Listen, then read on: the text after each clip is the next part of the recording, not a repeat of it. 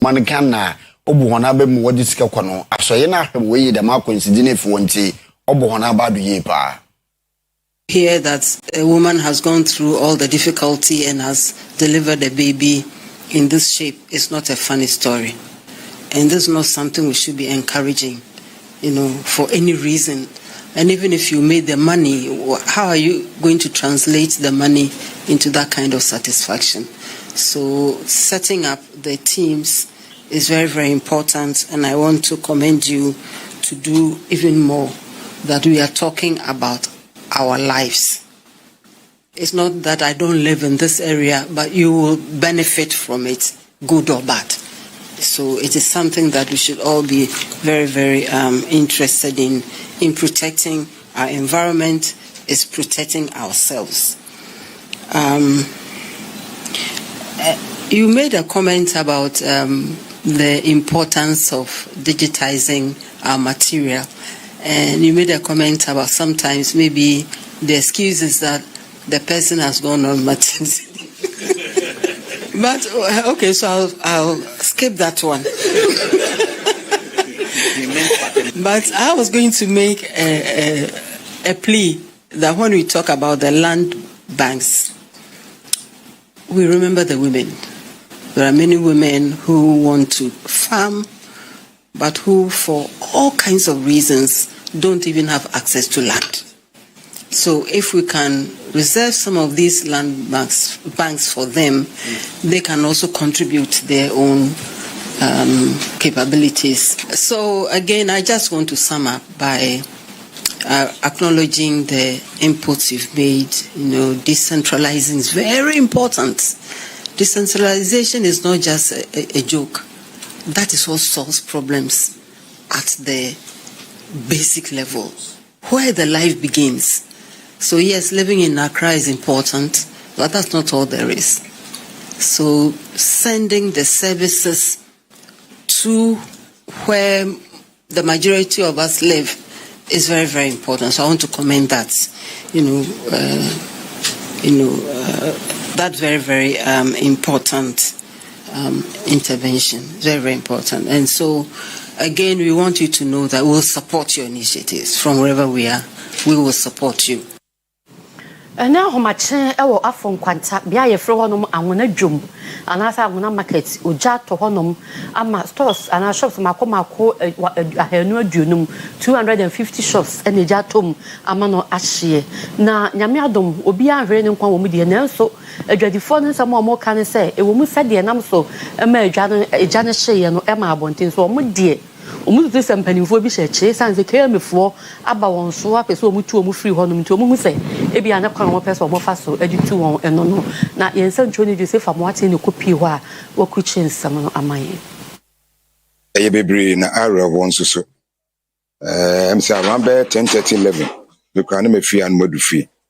And I brought a back of frame say, marketing, Eja Atum. To be frank, you buy, near the enemy say, if you wants to be now. I shall say, Ewa Hanamo. And so the way I didn't see us produce, and they say, Nipano, a Niamano, Petronia Diano, a gugu. Until you saw one to one, the answer is spread for the other ones in India. Until you win in the decay, and then the chance. Yeah, a Johnny dear, almost say you drive, almost no. Way back 3 years ago. And until marketing, I can say, see a point, you be Johnny Penny be a day. A womb said they be in case of fire, you be an or meet me abwa. And if you shall see a form, I say, shall say one store, no, or more boy my yedumono. But this time round, there, or more try say, some mobile for one store there, if you are not, it mean young one, it me the dumono. And I didn't start to say, boys in here saying, on better or best, no. Some no knowing say, I dear no, or would you Google, ada a yenina. See the woman can say, Dear, meet my some name and Lucas de Yetiawape. The Eka check him in Penufoni and say, a quaya, a large and Madin company. Omo your margin say for the past 3 years, no your margin say, Omo Bujano, just for the development. Obien one ma on par dia effect. Mobile for 3 years, money be registration ye BBR. And no net, my margin said this a market in the coffin, and son of money I and she. And I'm saying, corner, more do some pens who win, or more decided some market, or more na omanya kwan aye de opese omo ye. But I bet with my friends say when no decision no compare from fast with the market in the and na market on nipe odwomo nya this omukunye. Ye kwa amanfo man so miko Kenya, China, Thailand. Ye hu kwan a omo mpanimfo de timamufo ne fa so. Omo kire se omo dwe timamufo ne ho. Ansa na ye bebu dwa bi no. Ne yesiesie ba bi awi a wokotena. Hwe Central Market. Emfie ngwatwe ko mfie du nipa omo wuo. Ebi nti ase. Omo mkoba besia ye tu omo nya ba bi antra. Nti ye mpanimfo ne ye nipa omo dwe ye ho.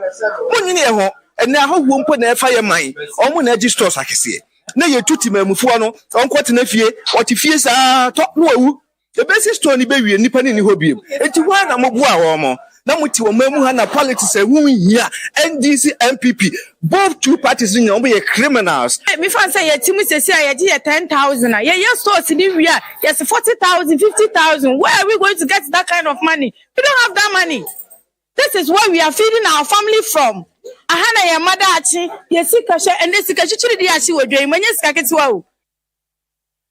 Ora Adams Smith oye NDC Amanyuko no deputy youth organizer wo bibie ni anwaso bakwai abato ni mpehye no do de mabia rekase wo se aposufo we soro ni pechi ni nyina de galamse aye kun ni mu excavators a waagije free galamse yes wo ni nsem e ba se bia ayom wo hwehwe a wo hu mu we kedi ni nsem aye rekase police for action no ena aban krachi penyina a ogine mu wo oye bibie ni anwaso bakwai opono mo nyimnyamfo Sebastian Obenli chiremde ampoye no kwara na mom ansa na afi otwome eprobosom no wodere baba ya ban kraje pin na waacheche nkrofo agedam oye excavators ni yina ade esu wa inde Adam Smith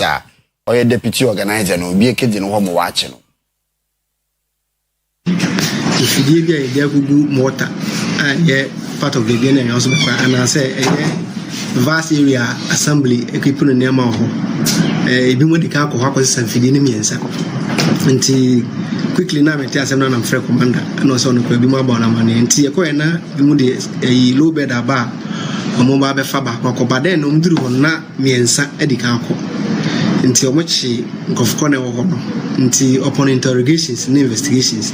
na ye dey say ebo ni tin so ka ho na police for kofa investigation na police for ne no na bia be me hu the property ntia ma bia sa suban no ana assess asemsi e man for keka na better le no enchi investigation said ye kan investigation na dey they say is true said that ska bisa ko mo na say nti yes we atete but any it means so dia me catch on say suban bi sa wo bitrim no bi plan sa de na onyi free team because reset agenda na ya dey e cover area bia enye no matter who you are, we NDC new, we are one semrane saso mo enu obedi. Ya demo ko wini ba eye efutu abato mpesua so na mania yensa ka chese maburu ko mienu bi asori ene omo di abo ani a chese kuo ba ko omo di asekan ne no mudi di ahim edi twetwetwa omo ho a o anche ne kuo foforo so abo mo so di tuo ene omo tututuo ne saa nti enam so ama police fo akeka won ho a omache maburu ko ni mu mienu mienu so di omugwa ya sabe ye wini ba trauma hospital doctor fo gyan won so ntenten timpani fo so omo gya ya reje omo emra so ni omo bedi ani omo bedi awia kosi na nwumre mu no enyane ntiyese basabasa kakra asi ewo nipa kakra bi ntem ewo sanko ha emanse kan twetwe kakra ebam enti etu ho anamo kosi na nwumre no mu no nyamencha de nipa ehu mo video no mu anase yebobo mo din no omanfo adaroma any police for adaroma yensa ka bi ebinum epra ebinum so hoode enti the police ye hwehwe ne de nyame adom yensa ka esan say ye hwehwe mu no ya na ekọ akiri enti no ye be pese ye ne ye nuanom ye be confirm a kire mo say ye no kore ese bibi esi anso ye yafamu no yankopon adom enya ade a ebro yeso yatimi asom ama eneme no kasa asomdwe aba unim say investigations there start say ya ekwa akiri nti with the right time no at the right time no answers bia na media na ebehia no ye de bema mo ye bepa mo chew say CCA there afei na investigations and ashase kra nti it will be unwise to say yɛbɛkɔ akɔka A anaasɛ B na mmom no yɛama mo aso ate sɛ BBC Yankopɔn ada Roma ɛne polisifoɔ anamo a yɛtu ne ntam nti no deɛ nanka ɛsɛ sɛ ɛbɛsi no Yankopɔn adom yɛtumi asɔ ano ma ɛnɛme no mu kasa yi sɛ wokɔ community no mu a biribiara yɛbɔ normal activities ɛkɔ so nti na kakra yɛwɔ kana no mo adom ɛyɛ sɛdeɛ munim no yɛsɛ ebinom akɔ hɔ yɛ polisifoɔ yɛn nso yɛ ne ɔmo na ɛwɔ hɔ sɛ nipa kɔ no sɛ ɔyɛ suspect so ɔyɛ complainant yɛhia no suspect ho hia ma yɛ complainant so hia ma obiara wɔ asɛm a ɔbɛka na de aboa investigations nti hospital no yɛakɔ hɔ ɛno anwummerɛ ne yɛnom na ɛwɔ hɔ ɛna nɔpɛ yi na videos no ne pictures na mu hu no mɛpa mo kyɛw sɛ wonhwɛ ne yie ɛfiri sɛ ebinom firi baabi keka si bi ani ɛnyɛ the entire thing no nti sɛ nyame adom na mede facts ne nyina ma wobɛhu sɛ wei video wei ansi wɔ ha koraa wei ɛmfiri ha koraa na yɛde abɛhyehyɛ ɛmu sɛ sɛsɛ deɛ social media no nti mokeka nneɛma abɔ so ma motumi nya stories na deɛ yɛhu no ne deɛ yɛte no biribi wɔ mu a ɛyɛ nokorɛ but ɛnyɛ ne nyinaa nso na ɛte sɛ sɛdeɛ mote no na ɛmfiri anɔpa yi a nkosi anwummerɛ nkosi kyena anɔpa no deɛ ɛwɔ mu biaa ɛsɛ sɛ mohu biaa yɛbɛma amanfoɔ no aso ate concern delegate ku bia we page won ho MPP amanyoko no nemu na wale kirem de oye efigiase asokore emrahye bagomnyi onyumnyamfo amenyewa free ode anamontu bi record etia adwoso abato no pension no do emrahye bagomnyi onyumnyamfo kwabna boatena hono bonjudo ye kura wale kirem de pepe wogina do no woto abaje mo won nanso ko page ne yoro twutwufo ma ahwan wotena ase de ma onyeye ye kwa ahoma no do na concern delegate ya wala kadama semi wode no munchirem da beye pa woni nyimpa kor yewura Suleiman Yusuf wa homano do na yenje da masemi no munchirem Suleiman yemo akwa ba nyina yene bobu ani beni Suleiman akwa bo yeja omiwura wana Roma aba na monutu na onyemfo afriye ayu afriye wetu a mumbonjudo a otia onyemfo kwabrabo atene ntia muntu da mana money uncle me da sepa se enanwumre wa ma makwanya se ene o entwetwe enkomo emfa eniema ekoso ewe ejoso constituency a nokura ne nyame animu ni delegates a ewe ejoso yani enje ho na yebo nso enjo ho a enjoso a yese ye ka ama mansan nyina ate se de honorable ayu afrie ye we ejoso eni na ne nyina ne se ejoso yakoto aba ediji MP a friends lawyer kwabna boatin abra yako contest no na primaries no onabu ayu afrie ne party mpelifo bi de oba bi ebai a friend Helena Mensa na oba no bae no antimi anwini election no ejuzo constituency nyina afe namfa aba no mfa ma yewura kwabna boatin wini ye no ejuso man nyina so jitu muto election no ede ma kwabna boatin ma ne be member of parliament ede ma ejuso ya nanu ya akonya to wo MPP amanyoko yi mu ana yese ye kwakoyi kanini a obedi party nanim afei onabo ayu afiriye eba ejuso so obo ne nto a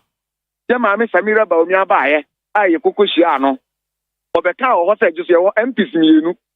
abra yen so MP yenim na ne lawyer kwamna boatin ayeto abade ma no yen kan se ato abade ama MPs mienu ejuso a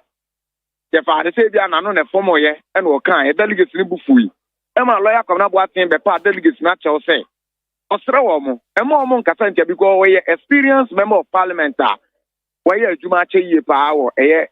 Ghana mrahye bejafi enti eno no nti e ma delegates no e kan omakoma na party maro e kan yakoma etu yeyem ya papa ese kontoa osaba form a wo bontoa osaba ka kire obegu lawyer hu fi e de kire party ma se sika 2024 ye de ba ye fanya election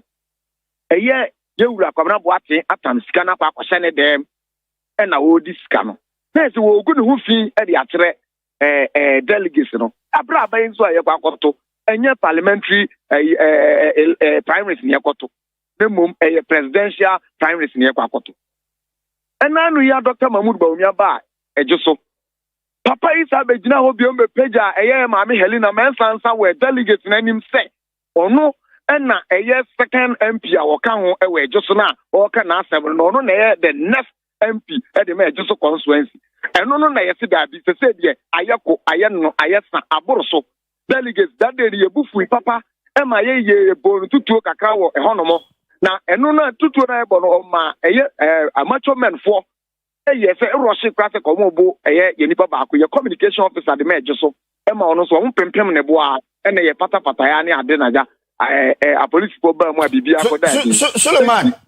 Mura, Mamur Kayina, more party no more and bra or tear party nature or share or chere in she say Morocco about to be to them and I'm paying for woman and a montuna a party nimbra, ninja share kahun. Nso ye nhyehyɛ moli ye do tie party ne nhyehyɛ na party mra otaye kyira obi be bisa sɛ motwa na moni bi mamra ne kyira da na moni twa obi desuban bi ote de meja mutu no motu de ma na monna miwura no kore me da se anamo bisa no ye tui ekoko hu party mpenifo sɛ ade a ye wura yu afiri eye weje so no ye ni enje ho ye bompenifo abesi nne enya ade ampenifo di muaye e di amayen eno na sisi ayi no ye ko no ye hu se e ko bone ene ye se ne sade a ye bepie ni akasa ma oman Ghana nyina afe ade a onabo ayu afiri eye e weje so na sisi ane de se ya ankasa ho a ebeduru da bi no wan hwa ye ntimi nka ho asem ebe deja ewo eje so enti ama abufu aba delegates ni mu ye pa delegates ni bu afuye papa say o patro mo se bi o delegates ni nim nyansa e no mo kokoyi lawyer kwabna bo aten e de be so no no you afuye mo mu de ono no nyansa nti or the delegate or the MP ma ejosofo enti ye de ka tre yewura ayu afuye se MP die no na se wo position di ama maami Helena Mensa de ase bi ono na kwa pam bi enti no force up position ama na ne efija MP na wo di no on sorry na konya no so no nka se me ame nkobiem no fa Helena kokodi nemu mejo so de ne pa de mane nya na agen se obetry okay Suleiman ensem a wa orobobo ba na munyim ma odam enyim ka se me no yobe te megidi de mo oroba memende osa mpanyimfo boto anamo na afa mo nsem a woza aka mo na chimti me na wase mo memende orobe otwam wie a ye betwa asemi biam ne ye de honhom ye da asepa na wo bra nwumre me so meta asepa miura nyame sure Suleiman a member of concerned delegate adwoso abato ne mpehye no do MPP amanyo kono mu a wole chede nsem miru kodo a ono bonjodo wabato na edi MPP for eni memene da ebe no ho ena bi ma hya se cheche wadwen woni edi wo no atomu bie ye so ame magazine adwumayefo ya ewo honom wo mu nsem nyina na se de oni moto na edi ni gina twen no ano Kennedy akompere ko hina Japan wo no a oda number 1 wo no na delegates no ensanto aba ema no se nti o mo ka se nyina na se business e wo na dream ene wo bia adwuma ma nkrofo nso aye bi nti nipa se ne de wo bia adwuma enya de kro wo ba maburu benya adwuma ye nti delegates ne nto aba no emfama no oyo koba na na kwefie ena ne wo enipa omu yina ebebo party no Canada Japan adi nti America sa ma wo bi ba wo waba as a party ni premier esi ko tlanchen na youth no membro ni esi pekaniti esi my way esi nya business mind no ba ye business no obi tie yesu wo mo nyina wo mo ye ni nyina ye focus wo mo dikani bi ba ebe we ni aba no mo pom nkofa ba omiamba ye nto aba say Canada Japan nya ankai babua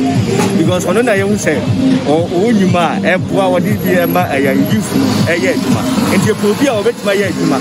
onum business ne betima boa o man Ghana say ba ya o buy obebe bi nyuma ama youth na ye titifie ye bi so nya aduma ye o so benya bi ya de aye aka bi say Canada Japan ba ankai babua Canada ya no me po bi o kana ko pempe no kana ya se hu say ya ni una ye koye Omia na betuma hyehyɛ noma ni yi ama ya tuma koye ni omo wa kire nyina omo ya kwa bisa be fucking the park be boa so snigant muteti magana for Canada phone ba oba na okom ho no ma said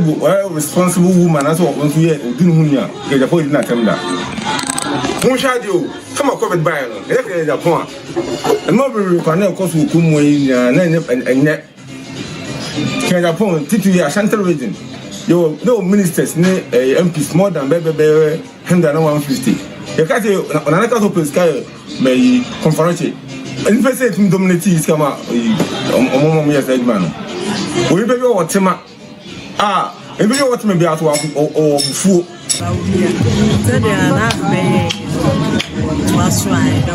Can I Japan? Only Nibida. Women, there's so many care about me, young woman, said your mobile in a city. It's the only bidder. I see a monos would be due minus on your head. I'm a moment, the Mrs. say, Omui, Dr. Baumia, Kadabua, and Dr. Baumia, the Maradia, Mijidi say, say, means one because I don't know, I didn't have a channel here. My champion, almost so my idea be Dr. Duchin, former education minister, and I'm a no from Japan, and the young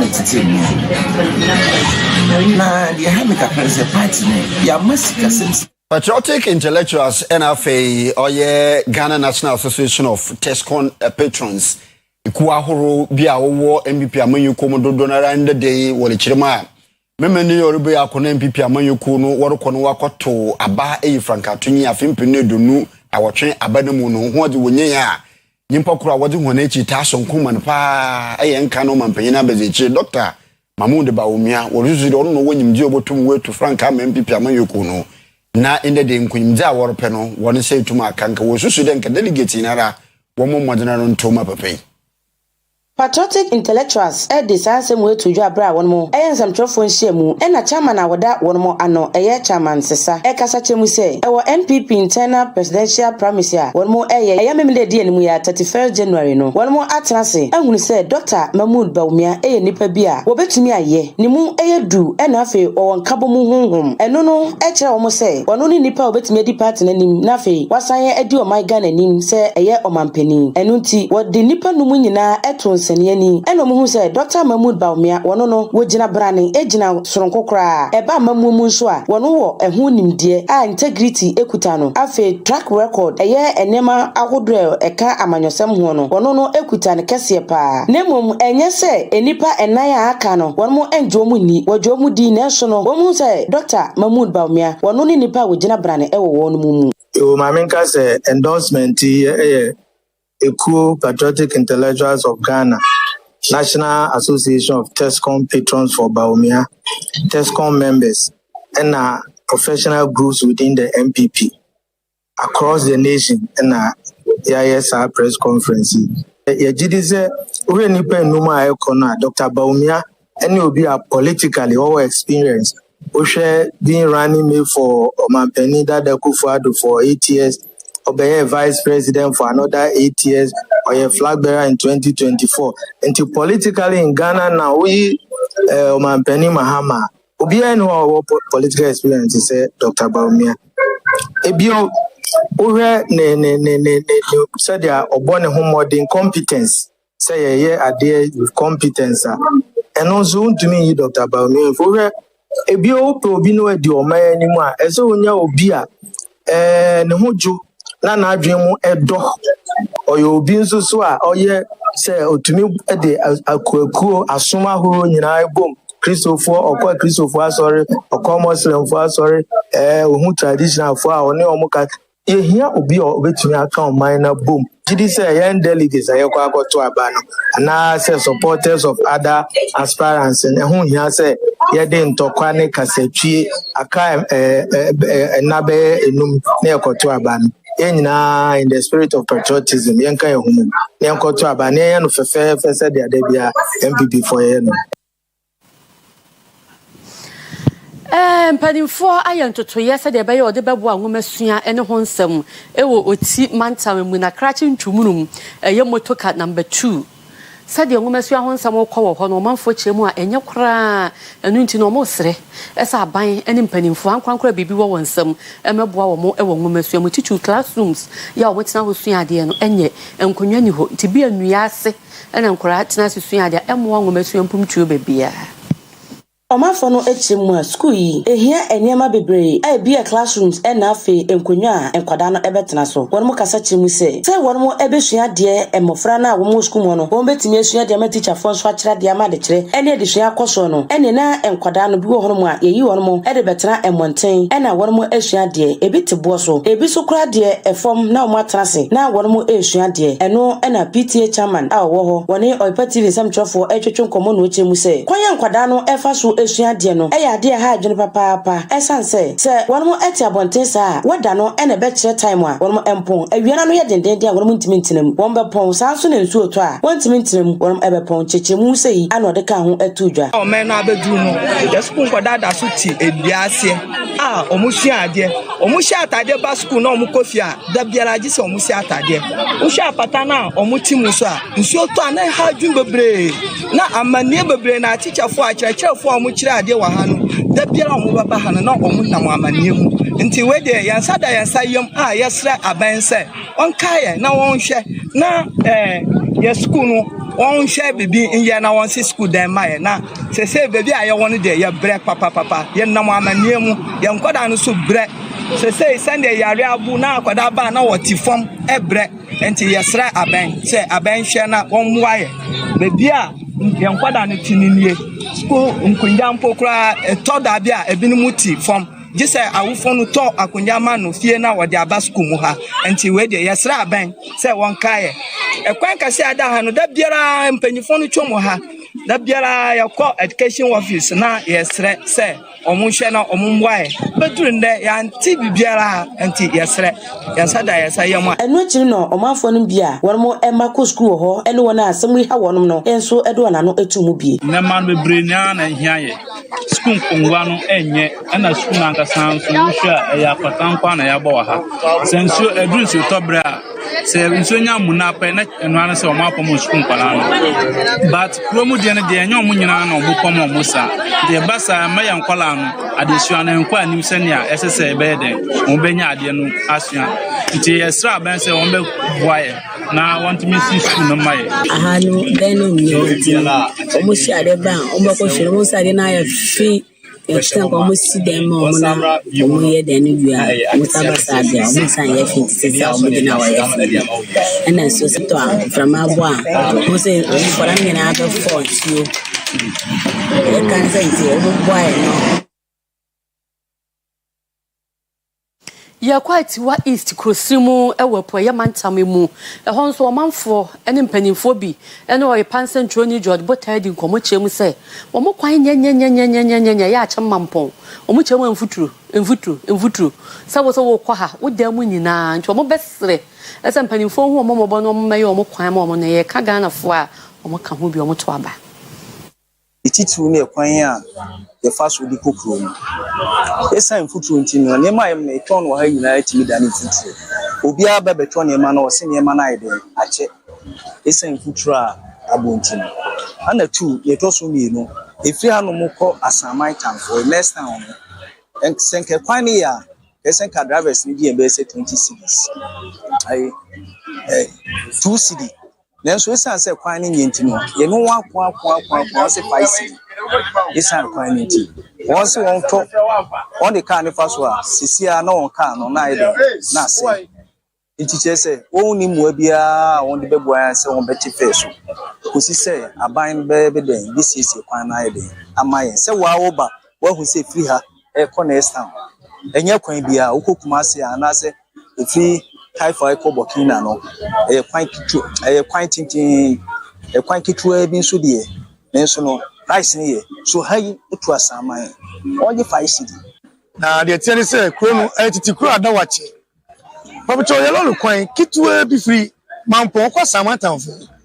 just 1 month pe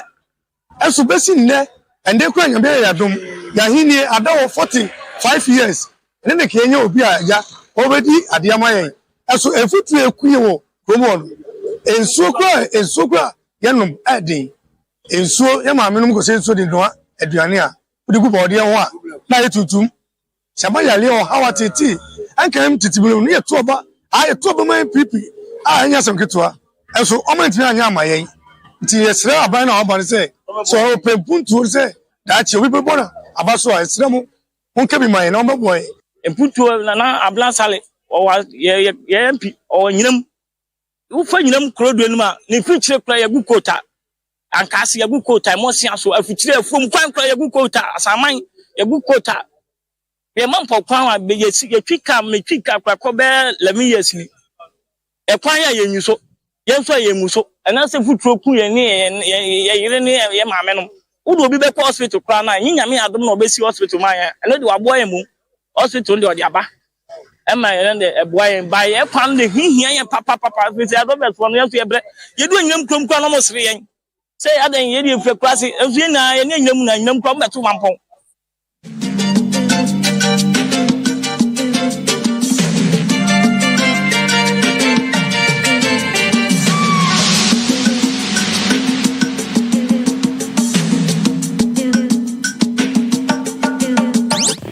Zayemfa egotimu nsam ntwe kasebono de mfamo nende aban mekire Ghana aban etwa na mon bia wole kirem de oroboboa ma man Ghana sikasem atutu yie papa wole kira ewrum wo oye ebibire atoye amanimu a enyumoku akasa owo man ebibire amanimu a inde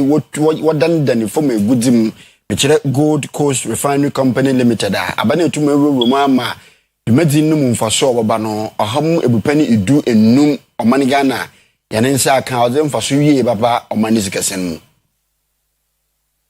Gold board asoya embrembring oman Ghana etintim se de be ye obehwe ma gold hu insem kan ewo magnimu ne titiriwe ye ne ton na ne to etimi akonkan na embrembring asoya no aye wan adwense obedan dan gold ani ewo magnimu se de ye be ya nebo ebekosoro sere kwa ma hoforo so ekoton a eyi nam so ma embrembring gold board ene Gold Coast Refinery Company Limited ere won shashe krata se a ama oman Ghana abenya chefa soronko ewo sika kokko ahorowa yebedan dangani ewo magnimu no eho na eyi ena Gold board ede atugu akire se embrembring da entiase kratai ebema oman Ghana etimi enya ohamu chichem dunum ewo mfaso ahorowa Gold Coast Refinery ebenya no emu na saajise yi nyinara eye nyama horowa peninga onen na wada asoe no ano owura asami jamfi ede atugu akire se embrembring saajise foforo a wore ayi no ebeboa ama Gold board etimi agina nanso na efe enengen so etimi aboa ama gold hu nsensem ewo magnimu no etimi akonkan na saa entiase krata yi nso no enen so akire se embrembring oman Ghana ebetimi enya sika kokko anedodo esom 1000 kilograms na efe nso no won etimi akra enen no ede akwa mono ne hwebe February some ne da edikan na wobehye saa yi ase na eyi ana sami jamfi ere atugwa akire se asoya ro a waye ema Gold board ewo afimpinu ene dunsia ne mu no eyade asanka wo ma won tumi soronko a ke won dwumadi ebetimi akonkan na so ne nyina mu no abenya ye kraro si wobeya ye hyehyɛ ahoro a ene ebeboa tade ebaya sika kokɔ tɔ ewo magnimu no ebetimi akonkan na aban no so etimi anya ho mfaso ede aboa mpuntunyuma. The Ghana Standards Authority and the Bank of Ghana's emblems. That is also very, very refreshing. But even more exciting is the fact that we are not some strangers who are going to be refining our gold at Gold Coast Refinery. But we are part and parcel of that refinery. In fact, that refinery is also ours. What do I mean by that? The CEO and chairman, and I must say the board of the Gold Coast Refinery has been gracious enough to give the Republic of Ghana a free carried interest of 15% in Gold Coast Refinery. So, sir, I will be hearing from you shortly, and I know that you're already on the same page with us. The excuses from our big brothers in the large-scale sector must stop. We must start from somewhere. They cannot continue to refine their gold in refineries in Europe, while refineries in Ghana continue to suffer. Ya dane ye ho akwaje aboafo krato ye ba ye de agudie mu nsamani gidi ye ne amanone kase ebewi.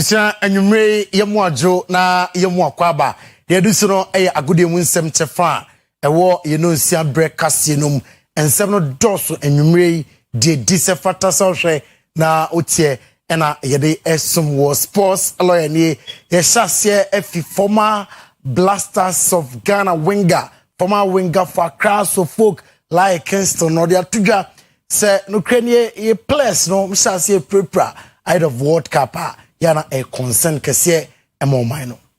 I don't really expect anything than for us to go through the group stage. You know, for me, if the team goes through the group stage, I'll be very, very happy. Mm-hmm. But my worry is, if you look at the past few months, there've been a lot of injuries. You know, most of our key players, some of them are getting injured. You know, so that's a bit worrying. You know, for me, if Otto will get his full strength, because those players that are getting injured, he's been with them and then he trusts them. So for him to bring in new faces before the World Cup, I think it will be a little bit of challenge for him. So for me, that's where I'm worried. If you are your call MTN FA Cup round of 16 draw, now big fixture umno Kumasi Asante Kotoko. Ene Doma Adriana Stars Baba Yara Sports Stadium other fixtures no Dreams FC ene Inter Airlines True Life Ebebo Heart of Lions FC 11 Wonders ene Atram Divisa and afe Mediama ene FC Samates 1996 30man Liberty Youth Ebebo Etia Red Tamale United Nations FC ene Stradro All Blacks FC ena ebo ena Brekum Chelsea Tamale City ena ede ebo ene medika kacho say the big fixture no Krobia Asante Kotoko ene Doma Adriana Stars ene bebo ewo Baba Yara Sports Stadium wosana ata akasa fan central for intending semauditude. When it comes to the MTN FA Cup, see there are 3 levels of promotion. We have awareness. That's what normally you hear. Radio stations saying that this match is coming on. That's awareness. Now there's another leg that you have to build interest of fans and make people see a reason, compel them to want to come and watch. And that involves interviews, it involves special information, it involves sharing special intricacies, what will happen, predictions and things like that. And finally, you need to push the people to come. And when it comes to MTN FA Cup promotions, we do all the 3 legs, you know, because we understand the business. Eno wosana ata and central for dia ombeye ahead of MTN FA Cup round of 16 and odemunchemu abanom. Yeni nkomo ewo Mikel Arteta na suye odi atudwa se ewom se goals no emade the strikers no are doing very well. I saw a lot of incredible talks as well about the team and individuals when we won in Milan 3 days before. It's the beautiful thing about this game. Same players, same team. And does the team maybe need to kind of help more to get more out of your attacking players right now? We want those numbers to be higher, but as well, I think we are 3 goals away from the best team, you know. So we are not that far, so the margins are still very small. Maybe they are contributing to a lot, and other players as well, to score a lot of goals, so to do other stuff. So we want to be the best in every stat, but it's very important that we can read the stats in the manner that are useful for us, and especially for us. Open and games nibi etoja na yenyaka diminao olusu to caros akaras and a coco gafonso ebon homoden na amfa Elina Sitolina etimi echano. Highlights of the games. It was.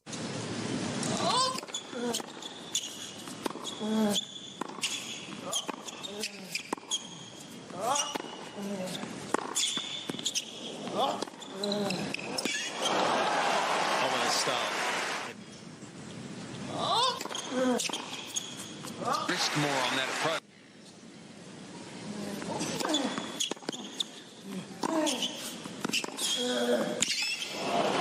Yeah, and if he doesn't land the down the...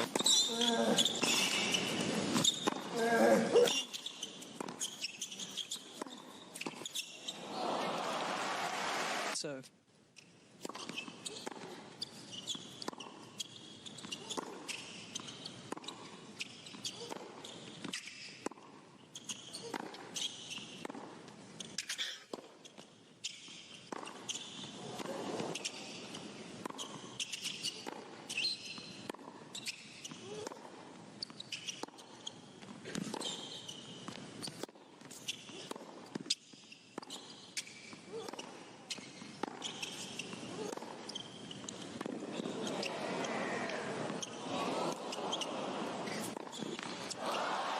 Brilliant exchange.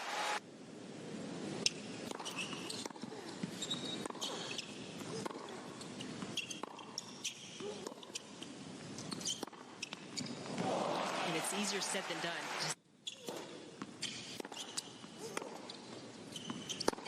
That is all for sports. And you may sports lawyer near the only sports lawyer in Ghana football. Yakano nanama inti for eba ede and you de kase atwaso.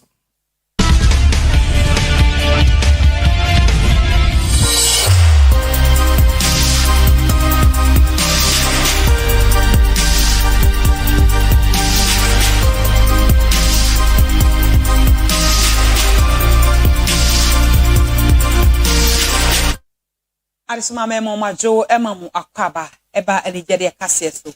Bidide na nama intifo yeshan samna se o dalumba ewechi ensem mu na challenge fosu mami akosia se wa fosu ne ba one dalumba ewo ye na nansi mami ne wabepie mu kuma se ebedi nkata sem bi echi a ode challenge fosu edi hyen nkata so se wodine mu ama emani nyina ne nei challenge ababon teacher so no wo lost to a why she at so wo twe na exams nti ontumi nya adade eni echi nti o mami enyini dimfrem. Ensembia eye huhuhu ba montene se Daddy Lumba baba challenge fosu asiu ne maame akosia sewa ewo court anase ne maame lawyer wasiu no ewo court no ene mpanyufo se obi nsitrodo ematoa ene challenge fosu nankasa ba bontene wa ba bechimu se enye no creda se wasiu ne maame anase ne maame lawyer ewo court ne mom o maame gina wode ne gina anamu ma ne nuano ma aka nyina ewo court se enka court ema ne tumi ewo ne kunu Daddy Lumba ejapade so no eno enenei wono challenge no wakoyi ne din afiri mu na denti a wakoyi ne din afiri mu no ene se enei wono nsoso akọ law school a enche bia no wo ba be graduate ne sent no owo adwuma eda no so na afenso no ne nso hwetwere mu ne ade no ohia asomdua obetimi ede atro enti se koba ne se wo be de court akoniaba emmoa no enu nti enenei watwe ne ho ede afiri court nsensem ne mu anase wakoyi ne din afiri mu se wono na ejina mu ama ne nuanom nyina ne mumunya se wone ne maame ete adoa ngoma so Otami bibia mi botojojo Omani good morning no pay Ebusia enrada na Ghana ha baby a wudi wati befa anase social media no so de na baby I show speed eho enkomo na sa abrante no nkomo na omanfo dodo na AD na oya American streamer obebe pie mu ewo man modern strahwe ebe hyehyɛ so we wi strahwe no ne nhwe mmea hodo a otumi nni kyerɛ. Famous American streamer I show speed zina proba ozoba Ghana abane wiyi mbia rupi no okorea activities a rupi so kordo okor nanom ho we puemantom ni hono kogunsa na ho na woman zina fofor berma kofi ekufu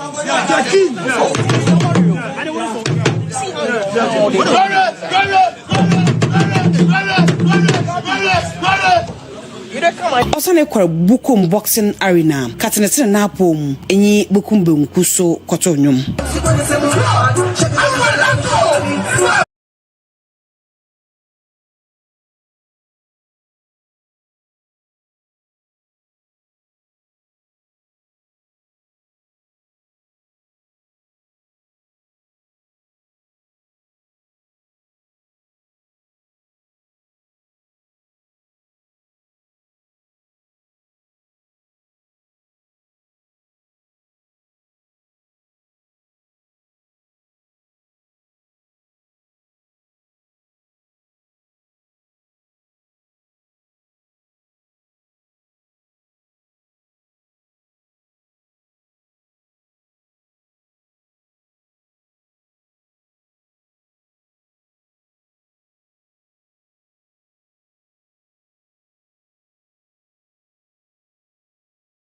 I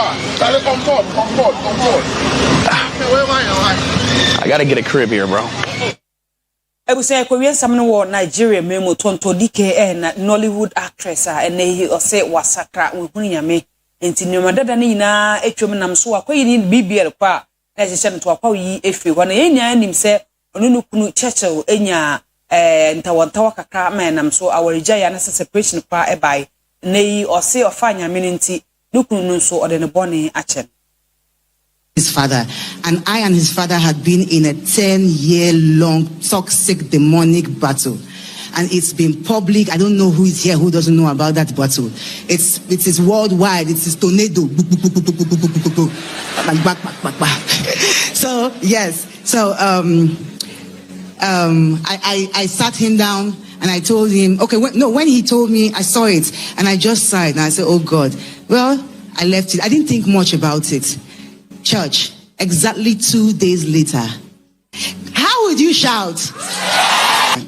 Fasting and prayer, and it was the week of early answers. 2 days later, his father reached out to me and said, I want to give you every document this boy needs, every document that you left with me. And for some reason, the Holy Spirit just told me, he's real, he's serious, believe him. And I just took it and I believed him. And he asked a series of questions, and that question led me to know that it was time for me to talk to my son about who his father was. And the truth is, I tell you, before me, you, and God.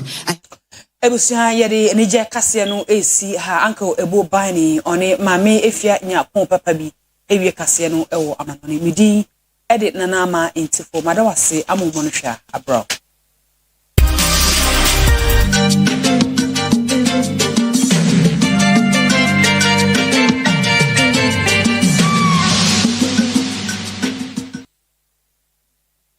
Abusuafo ya mama kwa bada masesam anya bre atwen ye dia manone nsam ewie kasebo no ne ye de mo ko Philippines memo man na na afofam ye subontu ye so akwantufo be ahasa aduonum akomum tem ama enam so enipa du nwotwe ahwere wo mo enkwa ya bambofo ne atorenche mbre mu aboafo gusu a ehwe so mo betumi aboa na woni ayera no watimi ayiwo Coast Guide official baako ana no kasa chimse eye cargo ene passenger ferry wa bra won mo enam ensuo no so no enya ohaw kakra eye ne still ho vessel baako eno elusuye enam so ema eye ferry no etia kodi afa enam so ema eye ferry no esumba mu a wo mo mutim no na won mo enhu ba bia eno no passenger baako na won otimu a emprempra eye kasa die ne ba wadi abosumi ensia afiri ne nsa wa mem ewo nsuo no ena wo kire mu ede kire Coast Guide for no wato aso chemu say wone ne yere enne ne bayi ene na eti nsuo mu a won mu nyina ensa ekuta akwadan nu na bra ferry no echi aye won nsuo no so no won mu entem eteteye eno ne nam so ema akora no ewura ensuo no owura adeya aye akonani no edi Muhammad Khan na volunteer rescue no so edi ede Gama Ali Obse hana beba ye kwanuma ye de kasebo na esi na ndwumoko a wo so yin na se promise ba me bidra papa yin refe bon wadina boto mi bidra hwe ye wadum ye ben matter this asafo no bo sheba plaza Oyerepa bo sandan ni mwane wo friend 0535544681 Newman College enso tete a na esefo ya wo manya tumi krata edidi dwumenti o so pese wudi net na wudi ni year emu nkrabata ni nyina wo ya ntete ewom kumase atwomata chime ben kwada so na omudi wo mudwuma no ewo ho omo wo weekend evening na fe regular classes ewo ho no ma hostel facilities nso eka ho ebie omo se 0574661117 0574661117 eso midi ede mame efia nyako papa bi na uncle ebo baini yere sordo kodo na hwe Oyerepa television